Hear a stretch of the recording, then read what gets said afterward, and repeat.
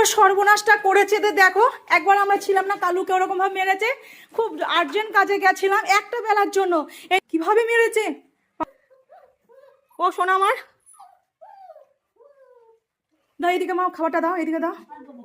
আমি কি করব আমি জানি না। আমি ওই দিকের কুকুরের বাচ্চা, এই দিকের কুকুরের বাচ্চা, চতুর্দিকে আমি কি করব একা একটা মানুষ। হ্যাঁ, আরে কালুর জন্য ওরকম কালুকে বাঁচাতে পারলাম না একটা দিনের জন্য। খাচ্ছে না তো, চলতে পারছে না, কোমরটা ধরে টানছি, পা ধরে উঠতে পারছে না, মানে পা দুটো ভেঙেছে না। আমি প্রথমে তো মনে করলাম ভয় পেয়ে গেছে। হ্যাঁ, আমি তো মনে করলাম আমার পুরো বডি পড়ে গেছে। যাক অনেকক্ষণ ধরে আমি ইয়ে করে দিলাম, টেনে টেনে দিলাম, টিপে দিলাম, আর কি কাঁদছে। দেখি ডাক্তারবাবুর সাথে কথা বলি, তারপর ডাক্তারবাবু কি বলে শুনছি। ওষুধ দিলে আমি এক্ষুনি ওষুধ এনে দেবো। তুমি আর কোথাও যাবে না মা, যত আর্জেন্ট কাজ হোক না কেন, তুমি আর ওদের ছেড়ে কোথাও যাবে না। বুঝতে পেরেছো? কালুকে তুমি ওই চলে গেলে এক বেলার জন্য, ওরকম ভাবে মারলো। এইভাবে সম্ভব নয়। খুশি মনে আসছিলাম, আমরা ভাত করে নিয়ে এসেছিলাম, কারণ একবেলা একজনকে দায়িত্ব দিচ্ছি, সে দিয়েছেন এই জানি আমাদের বিশ্বাসও হয়নি।